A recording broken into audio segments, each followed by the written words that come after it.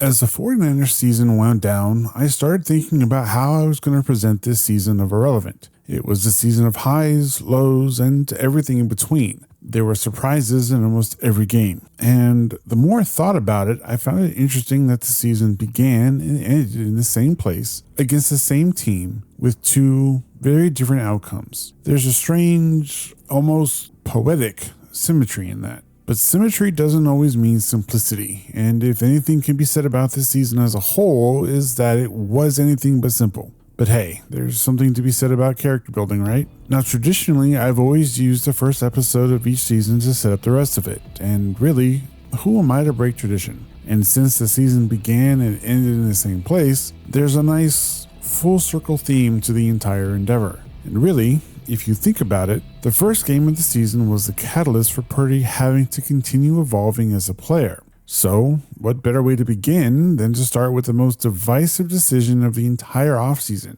Purdy's contract extension.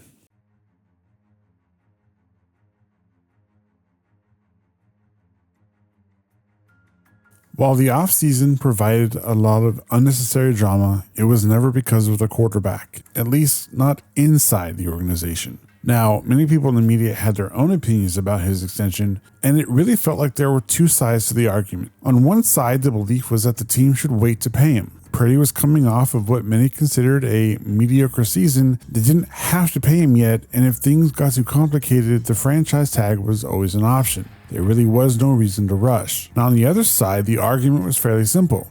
He had already proven himself to be a good to great quarterback who had accomplished more in 2 seasons than many of the quarterbacks who had already gotten paid. You see, during his rookie season, he came in late, went on a 7-game winning streak, and took the 49ers to the NFC Championship before getting injured. Then, after career-saving surgery, he returned the next season, had a historic year for the franchise, and led the team all the way to the Super Bowl in just his second season, and left the field with the lead in overtime. Now, what really fueled the media debate was the fact that 2024 was a down year. And yes, I will be talking about that year at various times throughout this season because I think that it was actually helpful to shape what happened in this one. But if you look at the season objectively, Purdy's season wasn't actually as bad as people want to make it out to be. If the special teams and defense had been just a touch better, I genuinely believe they could have made the playoffs. Still, with Brock getting his extension in a relatively drama-free way, the stage was set for Purdy to begin this season without worrying about his financial security.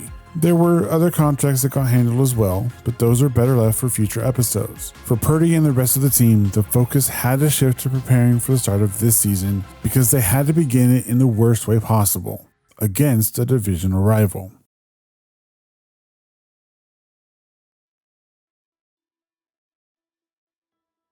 At this point in Purdy's career, his performances against the Seahawks have always been nothing less than great. In 2022, he faced them twice, once in Week 15 and again in the wildcard round, and he ended up winning both of those games. In 2023, he once again faced off against them twice and won both games, although in both of those games he would end up throwing an interception in each of them, one of which being a pick six. And in 2024, it was a 1-1 split, though he wasn't on the field when the team lost that game. So up until the first game of this season, his record against Seattle was a solid 5-1. So expectations were relatively high going into this game. And since it was in Lumen Field, where Purdy was undefeated, he was walking into the game with a mystique about him. And after that game, his 3-0 record would rise to 4-0. But this game came at a cost. George Kittle would leave the game early with a hamstring injury. Now, while Kittle will be getting his own episode this season, it's important to note his absence in this game because of his replacement, Jake Tonjes. And that ties directly into the title of this chapter.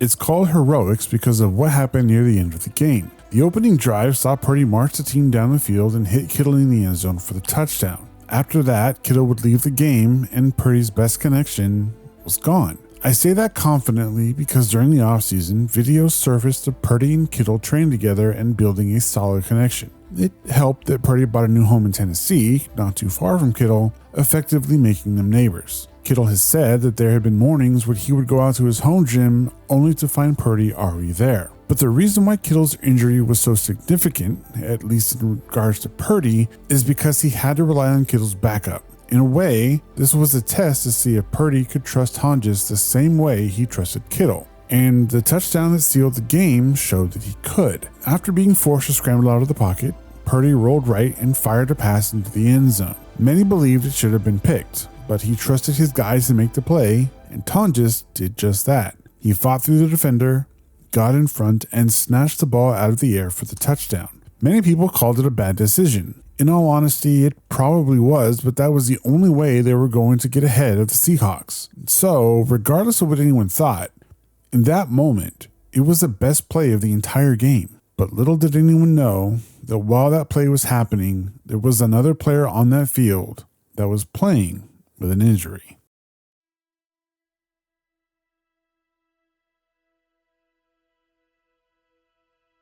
After the game, Coach Shanahan provided a mildly concerning injury report. Now, Kittle's injury was a given, but he also mentioned that after the game, Purdy mentioned to the training staff that his toe was bothering him. After a few tests, it was determined that he was suffering from a mild variation of turf toe, an injury that would likely keep him out of the next game. What was most interesting about this injury, though, is that he was thought to have sustained it at some point in the first half of the game, meaning that he was playing through that injury for the entire second half, but more importantly, during that final drive of the game where he had to scramble to make that touchdown throw. A lot of narratives surfaced throughout the season about Purdy's toughness, and I found it completely disrespectful because of the fact that he was playing through a toe injury for an entire half of that game. But again, that's better left for a future episode. The only thing that mattered, though, in that moment, was that Purdy was responsible for the final touchdown of the game. And while the defense made a stop on Seattle's next drive to seal it, it was Purdy who secured the lead. The reason why this is important, at least to me, is because this game became the catalyst for one of the most frustrating conversations of the entire season. And that conversation existed because of another decision made during the offseason.